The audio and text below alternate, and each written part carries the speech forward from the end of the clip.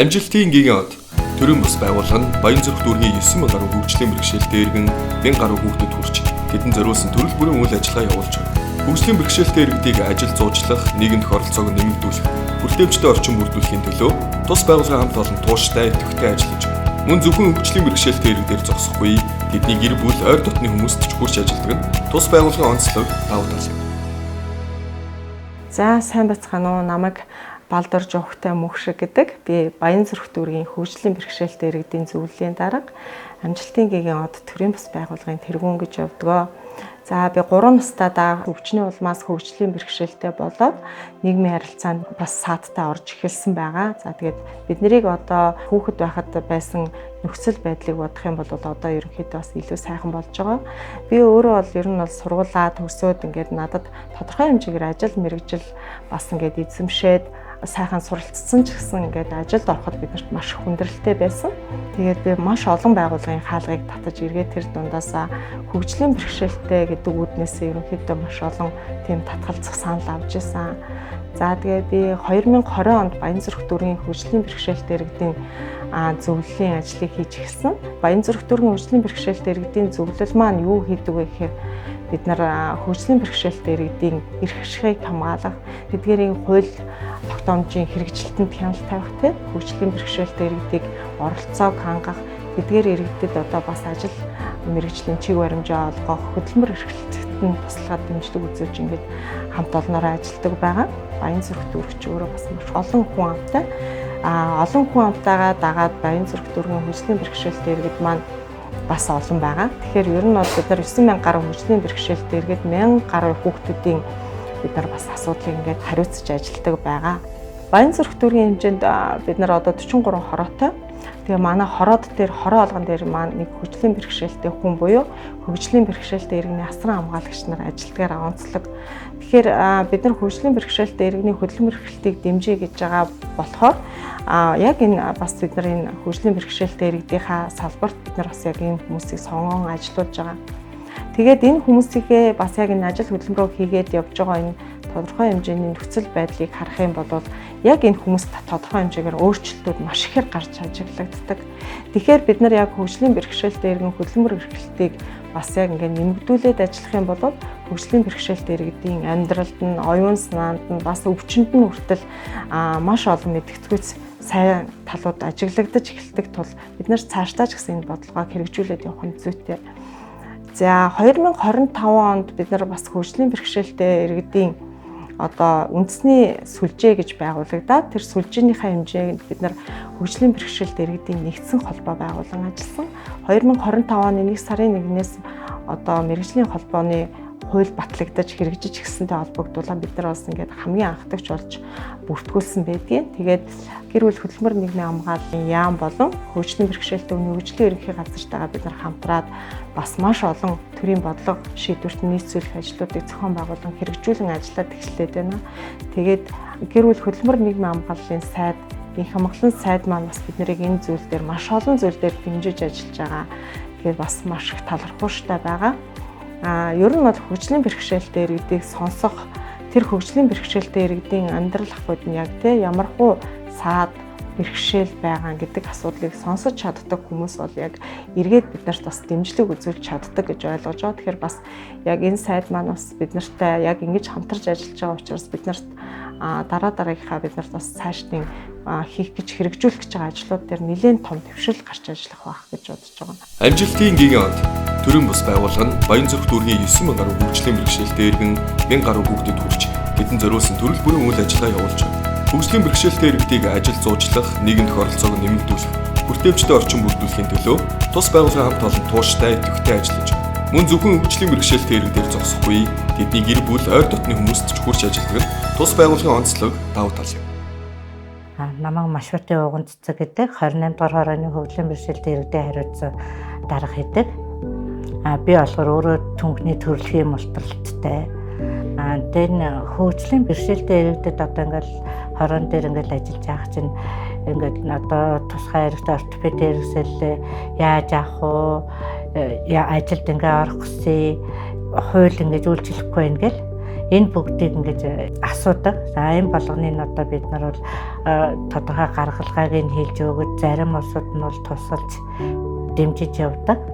Сайн байна уу? Намайг Зоригтын их шаргал гэдэг. Одоо 43 настай. Анх 13 настай хөгжлийн бэрхшээлтэй болсон. Хөгжлийн бэрхшээлт болоод би бол өөрөө 3 удаа цусаар уцсан. Тархины судасны малформац харалтын үлдцтэй юм онцтой хүн. Эпилепситэй хавсарсан онцтой. Энэ байгууллагад орохоос өмнө бол гэртээ зүгээр гэртээ л байдаг байсан. Гадагшаа гардгөө гэртээ л үжидэг ийм л хүн байсан. Ажилд орсноор бол миний биеийн байдал маш их сайжирч байна. Унал таталт маань багассан. Гар хөлмөнч чангараа сайжирч байна. Тархитлагаа өвтгөнч багассан байна. Хүнтэй харьцаа хүнд ингээ өөрийгөө илэрхийлэх чадвар маань юм нэмэгдэж байна. Юм маш их сурж байна. Тэгээд давуу тал маш их гарч ирж байгаа. Гэрийнхэн маань их жахнарч намайг дэмжиж ажиллаа их дуртай байдаг. Аав ээж минь хэрвээ амьд мэнд байжсэн бол охиноо хараад бахархах байсан байх гэж маш их боддог. Одоо группээс гадна ганц группээр амьдрахад бол маш хэцүү. Одоо сарын дунд ч хүрэхгүй дуусчихдаг. Тэгээд сарын сүүл болтлууд ингээ гүри хүү яах уу энэ зэрэг ахыгч туслана. Одоо бол ахыгчтэй ямар ч төвөг болохгүй, дүү нартаас төвөг болохгүй. Би ажилд орсноор ажилд ороод цалин аваад ингээ хамт олонтой байх ямар сайхан байдгийг олон дунд хамт олон дунд ороод ингээд ажиллаад явах үнэхээр сайхан байдаг мэдрэмжийг бол би авсан. Үнэхээр их баярлдаг дарагтаа. Анхын ажлыг санал болгоод даргаа би чадах болов би чинь сургууль соёл төсөөгүй штэ гэж тэгжээсэ. Бичиж чаддаг, чи уншиж чадна, бичиж чадна, тэгдэг бол чаднаа л гэл тэгэхэд надад урам хайрлсан. Үнэхээр мундаг. Дүүргийнхаа хөгжлийн бэрхшээлтэй иргэдийн зөвлөл амжилтын гээг бол төрийн бас байгууллагатаа маш их баярлаа. Байгууллагынхаа маш их хайртай, хамт олондоо маш их даргадаа маш их баярлж явдаг шүү. За хөгжлийн бэрхшээлтэй иргэдтэйгээ хамтраад бид нар хөгжлийн бэрхшээлтэй иргэдийн тусгаалсан job center нээж бас манай энэ мэргэжлийн холбоо маань ингэж ажиллахаар басан. Энэ дээр бас сайд маань дэмжлэг үзүүлж ажиллаж байгаа. За тэгээд бид нар бас би ч гэсэн өөрөө job coach буюу хөгжлийн бэрхшээлтэй иргэдийг хөдөлмөр эрхлэхэд чиглүүлдэг job coach гэдэг багш мэргэжлэр сургагч багш гэж байгаа. Энэ мэргэжлэр би өөрөө бас төгссөн. Одоо ингэж хөгжлийн бэрхшээлтэй иргэдэд ажлын байранд бид нар бас ингэж хангаад ажиллаж байна. Энэ оноос хойш 6 иргэнийг бид нар ингээд ажилд зуучлаад оруулчихсан ажиллаж байна. Тэгээ ер нь бол хөгжлийн бэрхшээлтэй иргэдийн ажилд оруулахад бас маш онцлог салбар.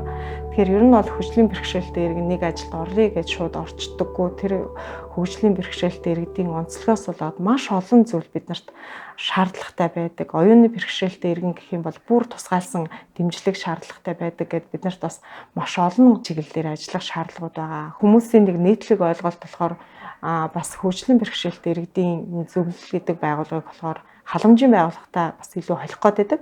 Тэгэхээр бид нар бол халамж өгдөг байгууллага биш ээ. Бид нар тухайн иргэдийг бас аль болох нийгмийн оролцоотой, хөдөлмөр эрхлэлттэй, цааш нь энэ хүмүүсийн хууль хэрэгжилт бодлоготой холбоотой шийдвэрүүд дээр нөлөөлж ажиллахаар бид нар ингээд үндсэн зорж ажиллаж байгаа.